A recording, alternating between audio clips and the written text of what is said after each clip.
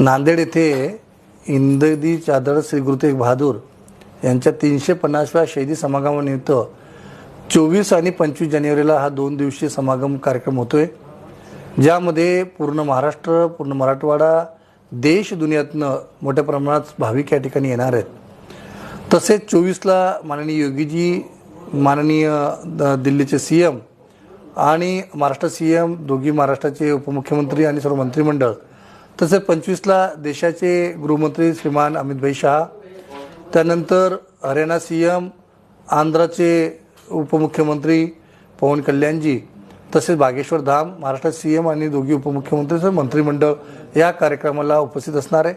9 समाजातील संत तसेच कीर्तनकारी जथेदार या कार्यक्रमाला उपस्थित असणार आहे।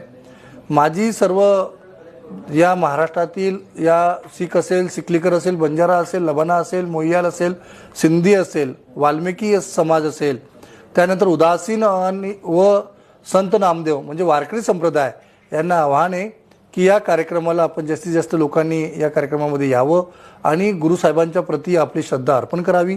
कारण गुरु तेग बहादूर यांनी देश, धर्म आणि मानवतेसाठी खूप मोठं या ठिकाणी शहादत दिलेली आहे आणि आपल्या या सर्व 9 प्रकारच्या समाजाच्या परंपरा अशा महान गुरुबरोबर जोडलेल्या आहे।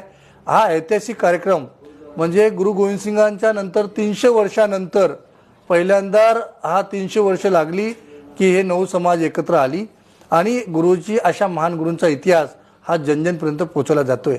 घराघरापर्यंत शाळा, कॉलेज असेल, महाराष्ट्र शासन असेल, तख्त श्री हुजूर साहेब असेल आणि गुरु नानक नामलेवा संगत अशा तिघांच्या संयुक्त विद्यमाने हा कार्यक्रम होतोय।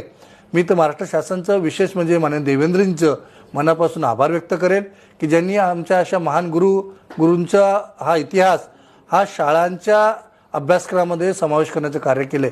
तर माझी सर्व लोकांना विनंती आहे की तन मनपासून आपण या कार्यक्रमामध्ये सहभाग घ्यावा आणि समाजातील सर्वांना माझं निवेदन आहे की आपण या कार्यक्रमामध्ये जास्तीत जास्त यावं आणि हा धार्मिक कार्यक्रम असल्यामुळे आपण गुरूंप्रती आपलं श्रद्धा अर्पण करावी ही विनंती।